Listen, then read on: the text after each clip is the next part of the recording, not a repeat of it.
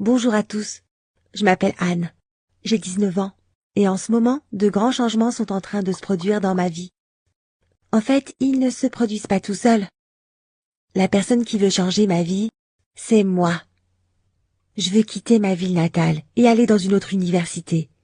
Tout cela à cause de ce qui m'est arrivé pendant ma première année de fac ici, et de ce que je veux maintenant laisser derrière moi. Je serais ravie de dire que c'est une histoire d'amour, mais non. C'est une histoire sur la façon dont j'ai été utilisée dans une relation polyamoureuse et jetée quand on n'avait plus besoin de moi. Tout a commencé quand une fille de ma fac m'a invitée à une soirée. Pour être honnête, je n'avais pas spécialement envie d'y aller. Quand j'étais enfant, mes parents ne m'autorisaient pas à aller à des fêtes, et quand je suis devenue adolescente, ils sont devenus encore plus stricts à ce sujet. Mais j'ai décidé qu'il fallait que je commence un jour, alors cette fois j'ai accepté l'invitation. N'ayant pratiquement aucune expérience en soirée, je me sens toujours très nerveuse et mal à l'aise. Et cette soirée en question était difficile pour moi. Tout le monde s'éclatait, mais moi, je rêvais juste de rentrer à la maison le plus vite possible. Mais soudain, Roger s'est approché de moi. Nous ne nous connaissions pas encore, mais bien évidemment, moi je le connaissais. Tout le monde le connaissait. Il était en 2e année, c'était un mec canon et toutes les filles étaient dingues de lui. Bien qu'elle n'ait eu strictement aucune attente, Roger sortait avec une bombe. Olivia, depuis le lycée. Et tout le monde les décrit comme un couple de stars inséparables. Mais cette fois, Roger était seul. Et pour une raison quelconque, il a commencé à me parler. Au début de notre conversation, je ne pouvais pas dire un mot. D'abord par surprise, puis par gêne.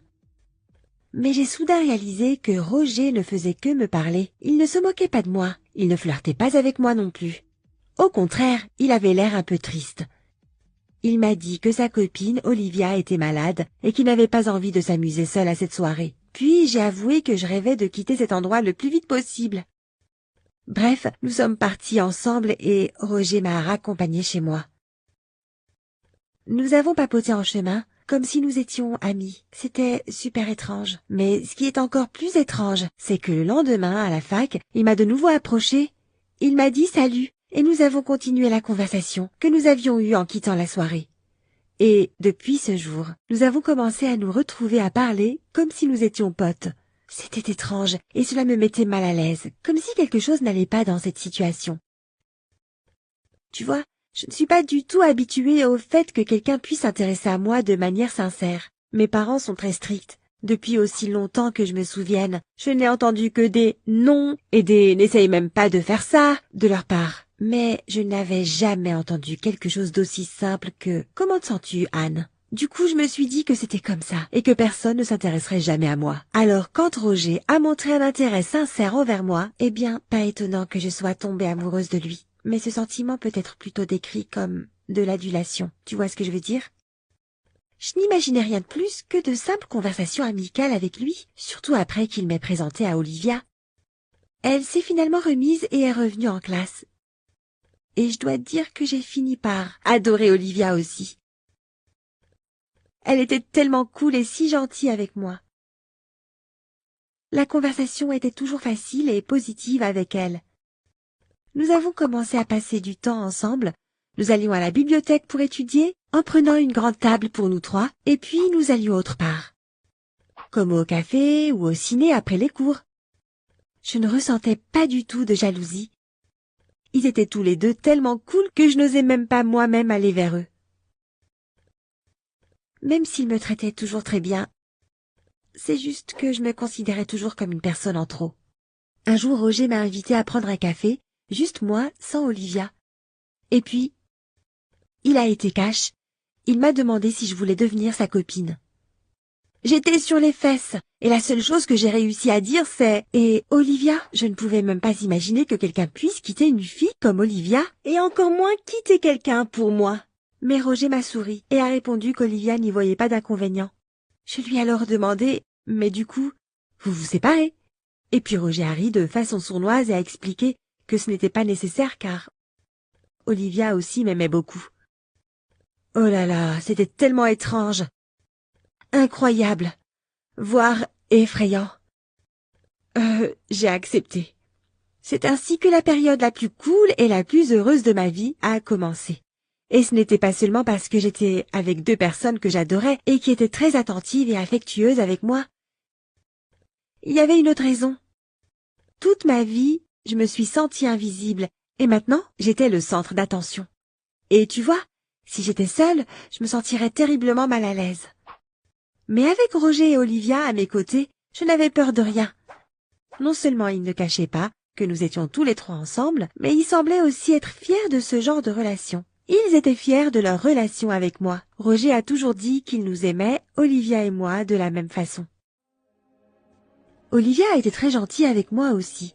Une fois quand mes parents n'étaient pas à la maison, elle m'a dit que nous devions aller chez moi entre filles, sans Roger, afin de regarder mes vêtements. Nous avons passé plusieurs heures à trier ma garde-robe. Elle a rassemblé 99% de mes affaires dans un grand sac poubelle et m'a dit de les jeter ou du moins de les planquer sous mon lit. Et de ne jamais les reporter. Quand il ne restait plus qu'un jean dans mon placard, elle a froncé les sourcils et m'a dit qu'il ferait l'affaire. Mais que nous devions à tout prix acheter au moins 2 t-shirts de marque. J'avais de l'argent que j'avais mis de côté pour un voyage à Washington, D.C. Je voulais absolument voir le Lincoln Memorial. Mais qui aurait envie de voir un mémorial quand une opportunité d'avoir l'air super branché se présentait? Alors Olivia et moi avons filé en ville dans un grand magasin où nous avons dépensé toutes mes économies pour acheter des t-shirts, un sac à dos élégant, des bijoux et une paire de baskets à paillettes. Après cela, nous nous sommes précipités chez Roger. Olivia avait hâte de lui montrer la nouvelle, moi. Et il m'a regardé et a dit « Waouh, tu as l'air d'une vraie star !» Et franchement, entourée de ces deux-là, je me sentais vraiment comme telle. Le lendemain, je suis allée en classe avec tous ces vêtements stylés. Je me suis maquillée et j'ai remarqué que les autres garçons commençaient à me regarder. Je suis vraiment devenue une star. J'avais visiblement changé et mes parents ont tout naturellement commencé à soupçonner quelque chose. Je ne sais pas qui ils ont appelé et comment ils ont appris l'existence de Roger et Olivia, mais l'essentiel c'est qu'ils l'ont découvert d'une manière ou d'une autre. Notre conversation concernant cette relation anormale a été horrible. Mes parents m'ont hurlé dessus, ils ont même essayé de me prendre mon téléphone et ont exigé que cette relation prenne fin immédiatement. Et je ne sais pas qui a été le plus surpris, eux ou moi, lorsque j'ai refusé de leur obéir. J'ai dit que j'avais le droit d'être avec ceux qui m'aimaient vraiment, avec ceux qui s'intéressaient vraiment à moi. Et que si cela ne leur convenait pas, je pouvais simplement quitter la maison où en réalité je ne m'étais jamais sentie aimée. Et comment penses-tu que mes parents m'ont répondu? Ils ont dit tout simplement « Ok, tu es déjà une adulte, fais comme tu veux. » Et c'est tout. La conversation était terminée. Je pense que quelques mois auparavant, leur indifférence m'aurait tout simplement tuée. Mais à ce moment-là, je ne ressentais rien d'autre que de la liberté et du bonheur. J'ai regardé ma montre. J'étais déjà en retard pour un rencard avec mes amoureux. J'ai couru pour les retrouver et j'ai pensé à la possibilité de suggérer à Roger et Olivia d'emménager ensemble tous les trois. J'étais aux anges. Mais quand je suis finalement arrivée et que j'ai voulu les serrer dans mes bras, c'est dur à dire, ils se sont gentiment éloignés de moi. Et Roger a dit qu'il devait m'annoncer quelque chose. Nous devions rompre. C'était comme si, d'un seul coup, le sol se dérobait sous mes pieds. Comment? Pourquoi? Que s'est-il passé? Roger était silencieux et puis Olivia a commencé à parler et m'a dit assez sèchement que tout était très simple. Roger et elle étaient ensemble depuis 6 ans et ils voulaient essayer quelque chose de nouveau dans leur couple. Au début, Olivia pensait que ça lui plaisait, mais elle a ensuite réalisé que ce n'était pas le cas. Et même si Roger était prêt à poursuivre cette relation, elle en avait assez de faire semblant que tout allait bien, juste pour lui faire plaisir. J'ai regardé Roger et il m'a dit qu'il était désolé. Mais bien sûr, il ne pouvait pas perdre Olivia. Et pour ne pas la contrarier, il voulait complètement couper tout contact avec moi. Eh bien, je me suis retournée et je suis partie. Je préfère ne pas parler de la douleur et du fait que j'ai été littéralement détruite par tout ça. Je pense que tu peux imaginer. Mais le pire, c'est que vu l'état dans lequel j'étais, je n'avais nulle part où me cacher. Je sentais que tout le monde à la fac balançait sec sur Roger et Olivia et moi, et sur la façon dont notre histoire s'était terminée. Et ce n'était pas tout. Peu importe ce que je faisais, peu importe où j'allais, je me rendais compte que les gens parlaient dans mon dos de la façon dont Roger et Olivia m'avaient dégagé de leur petit jeu. C'était constant et cela ne me permettait pas de reprendre mon souffle et de me reconstruire. Mais tu sais, je me suis rendu compte que tout ce qui s'est passé m'a changé en me rendant plus fort. C'est vrai que j'étais malheureuse, mais la liberté que j'ai ressentie quand j'ai dit à mes parents que je choisirais moi-même ma façon de vivre était plus forte que jamais. Maintenant, tu comprends pourquoi je pars dans une autre ville et que j'intègre une nouvelle université pour tout recommencer à zéro. Et tu sais quoi? Je pense que je suis reconnaissante envers Roger et Olivia pour ces changements en moi. S'il te plaît, donne-moi ton opinion dans les commentaires ci-dessous et dis-moi ce que tu penses de mon histoire. Et fais-moi part de ton soutien en cliquant sur j'aime sous la vidéo, j'en ai vraiment besoin en ce moment.